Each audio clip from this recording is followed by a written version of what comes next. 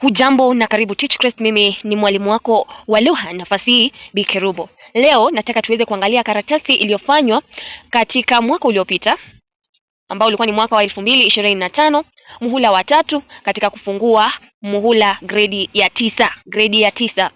Hao wanafunzi ambao sasa wako katika gredi ya 10 walifanya tathmini ipi walipofungua muhula wa 3?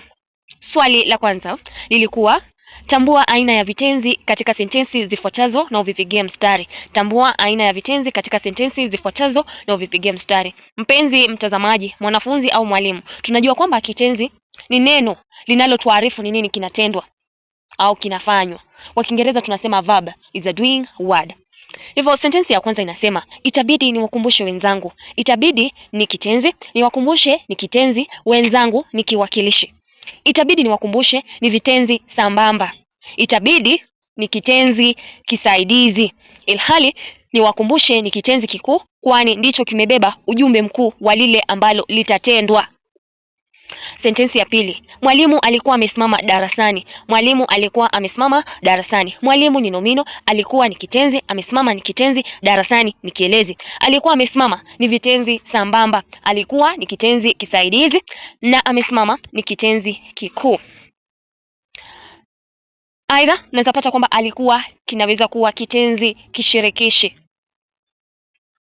kipungufu, kwa sababu kinahitaji viambishi vingine ili kukamilisha ujumbe wenyewe kama ilivyokusudiwa.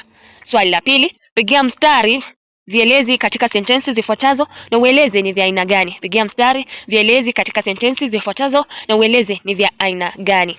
Tunastahili kushauriana mara kwa mara. Tunastahili kushauriana mara kwa mara. Tunastahili ni kitenzi, kushauriana ni kitenzi, mara kwa mara ni kielezi. Na ni kielezi kipi? Ni kielezi cha namna.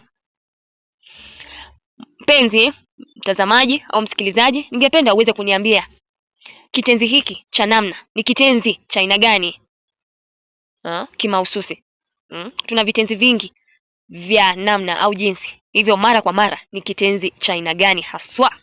Ni kielezi cha aina gani? Samahani. Haya, sentensi ya pili, Anita yu chumbani. Anita ni nomino, yu ni kitenzi, chumbani ni kielezi na ni kielezi cha mahali. Kumbuka nomino inapotiwa ni mwishoni inabadilika na kuwa kielezi. Hivyo wale wanafunzi ambao hufanya kosa la kusema chumbani ni nomino, la hasha, mnakosea. Chumbani, darasani, shuleni, sokoni, hayo yote yanakuwa ni maneno ambayo ni vielezi na wala si nomino. Tulitambua hilo na tulishikilie vizuri. Swali la tatu, tambua aina ya vihusishi katika sentensi zifuatazo. Tambua aina ya vihusishi katika sentensi zifuatazo. Kumbuka vihusishi ni aina ya maneno yanayoonyesha uhusiano uliopo baina ya kitu na kingine, kitu na wakati, kitu na mahali na kadhalika. Hivyo sentensi ya kwanza inasema alifanya mazoezi kwa minajili ya mashindano. Alifanya ni kitenzi, mazoezi ni nomino, kwa minajili ya itakuwa ni kihusishi, alafu kuna mashindano nomino. Hivyo kwa minajili ya itakuwa ni kihusishi cha sababu au kusudi au nia, hayo yote ni mamoja. Sentensi ya pili, walituzwa kabla ya sherehe. Walituzwa kabla ya sherehe. Walituzwa ni kitenzi, kabla ya ni kihusishi na sherehe ni nomino. Hivyo kabla ya ni kihusishi cha wakati. Kwa mfano, tunanawa mikono kabla ya kula. Tunanawa mkono baada ya kutoka msalani. Nililima mpaka na kadhalika. Swali la 4, pigilia mstari kiwakilishi kisisitizi katika sentensi zifuatazo. Pigilia mstari kiwakilishi kisisitizi katika sentensi zifuatazo. Kumbuka kiwakilishi ni aina ya neno ambayo hufanya kazi badala ya nomino. Hivyo wengine husema ni kibadala cha nomino, pronoun. Hivyo sentensi ya kwanza inasema wawa hawa walipika ugali. Wawa hawa walipika ugali. Wawa hawa ni kiwakilishi kisisitizi. Walipika ni kitenzi, alafu ugali ni nomino. Hivyo jibu mwafaka ni wawa hawa, alafu pigilie mstari. Sentensi ya pili, vivyo hivyo ndivyo unavyotunza kalamu. Vivyo hivyo ndivyo unavyotunza kalamu. Vivyo hivyo ni kiwakilishi kisisitizi, ndivyo ni kitenzi, unavyotunza ni kitenzi, alafu kuna kalamu nomino. Sentensi ya tano, swali la tano. Tunga sentensi ukitumia wakati ujao hali timilifu. Tunga sentensi ukitumia wakati ujao hali timilifu. Kumbuka tuna nyakati tatu kwa Kiswahili. Wakati uliopita ambapo tunatumia li, wakati uliopo ambapo tunatumia kiambishi na wakati ujao ambapo tunatumia kiambishi ta. Alafu tuna hali tofauti. Kwa mfano hali timilifu ambapo tunatumia kiambishi me, kuna hali ya mazoea ambapo tunatumia hu, kuna hali ambayo haidhihiriki na hivyo tunatumia kiambishi a. Hivyo swali linasema tutunge sentensi ukitumia wakati ujao hali timilifu. Mpenzi mwalimu, utakapokuwa ukisahisha swali hili, unakadiria ikiwa mwanafunzi ameunda sentensi ambayo ni sahihi na ina umantiki. Kwa mfano nitasema tutakuwa tumemaliza kulima shamba. Hivyo tutakuwa inaonyesha ni wakati ujao, tumemaliza inaleta hiyo hali ya utimilifu. Sentensi nyingine, ukija nitakuwa nimepika sima kwa kuku. Hivyo mwanafunzi awe tu mbunifu iwezekanavyo. Sentensi yoyote ile ataweza kutuzwa alama. Na ingekuwa ni utunge sentensi ukitumia wakati uliopita hali timilifu, itakuwa nilikuwa nimemaliza kusoma alipoingia. Nilikuwa nimemaliza kusoma alipoingia. Nilikuwa nimekamilisha mtihani uliposanywa. Ikiwa ni wakati uliopo, itakuwa nimemaliza labda kazi fulani. Nimemaliza kusoma, nimemaliza kufunza. Itakuwa inaleta wakati uliopo hali timilifu. Hiyo ndio dhana itakuja. Hivyo hakikisha kwamba unazingatia sehemu zote mbili za swali. Usije ukaangalia tu wakati ujao na ukakosa kuangalia sehemu ya hali timilifu. Ama mwingine akaona kwa sababu alama ni mbili akatunga sentensi mbili. Hivi kwamba aseme tutakuwa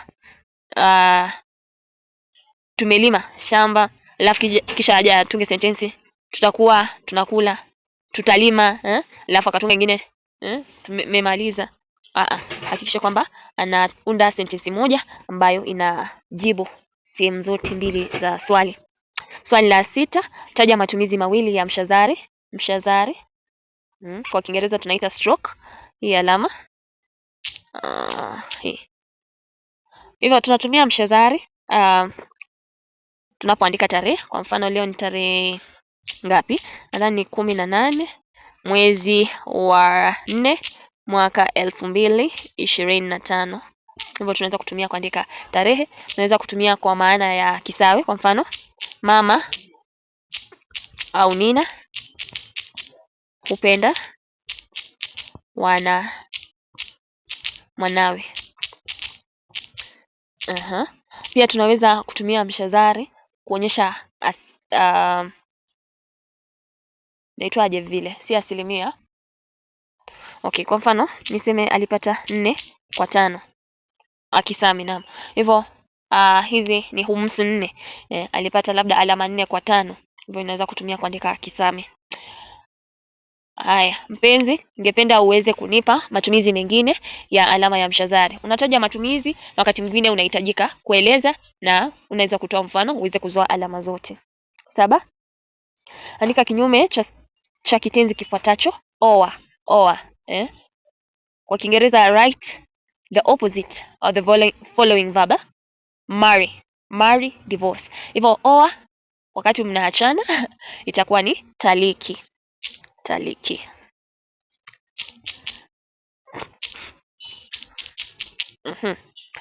Swali la 8. Eleza maana mbili ya sentensi ifuatayo. Alimpikia ugali. Moja, naweza maanisha kwamba alipika kwa niaba yake.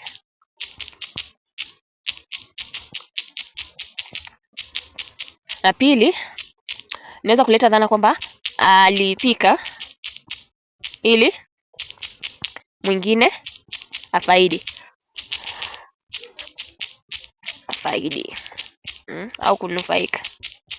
Hivyo amepika kwa minajili ya mwingine. Swali la 9. Pigia mstari viambishi vya upatanisho wa kisarufi katika ngeli ya uya. Pigia mstari viambishi vya upatanisho wa kisarufi katika ngeli ya u, ya. Uamuzi wa mahakama unatetea jinsia zote. Uamuzi wa mahakama unatetea jinsia zote. Hivyo tutapata kuna pale wa na pia u unatetea. Hiyo u hapo mbele hatutasema linatetea jinsia zote. Wala hatutasema uamuzi ya la hivyo ni uamuzi wa mahakama unatetea jinsia zote. Hivyo wa na u ndio viambishi ambavyo vitatiliwa mstari. Sentensi ya pili, maamuzi ya mahakama yanatetea jinsia zote. Maamuzi yako katika ngeli ya u, ya. Hivyo kuna ya hapo na hapa yanatetea ya hapo mwanzoni. Ndivyo viambishi ambavyo vitakuwa ni viambishi vya upatanisho wa kisarufi katika ngeli ya u, ya. Hivyo kuna wa alafu u, alafu kuna huku ya na ya.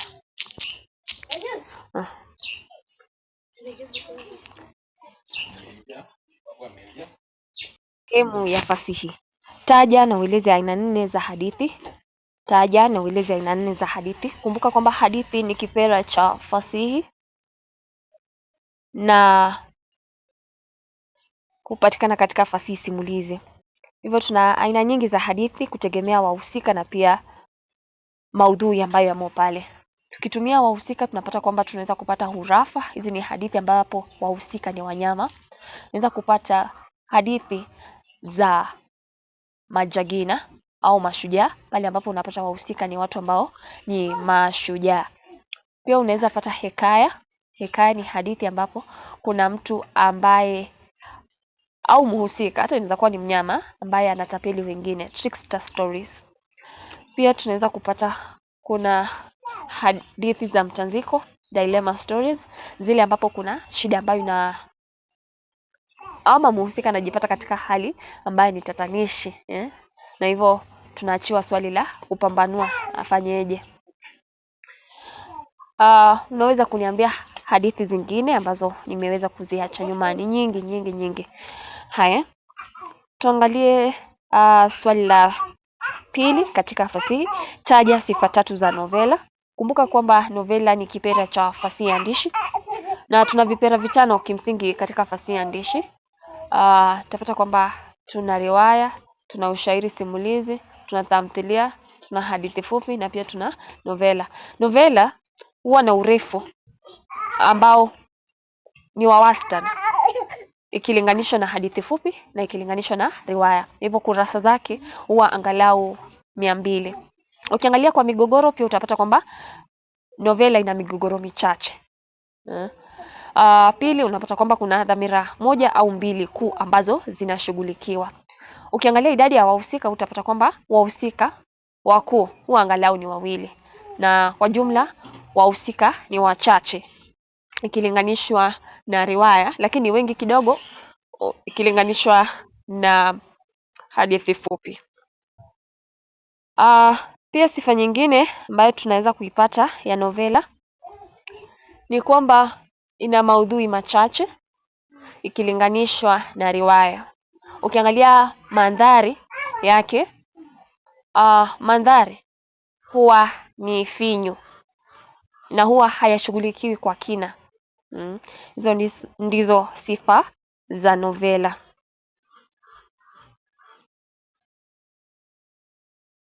Katika fasihi, taja aina 2 za mandhari. Taja aina 2 za mandhari.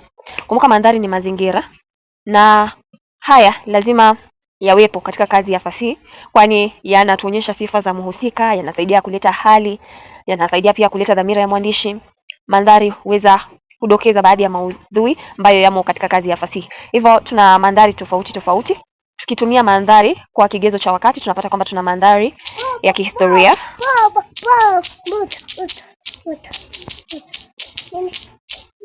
Hivyo ukiangalia kazi za fasihi utapata kwamba kuna mandhari kama haswa kwa fasihi ya Kiswahili nchini, utapata kwamba kuna fasihi kabla ya ukoloni, baada ya ukoloni na wakati wa ukoloni. Haya, kisha tukitumia kigezo cha mahali napata mandhari ya kijiografia.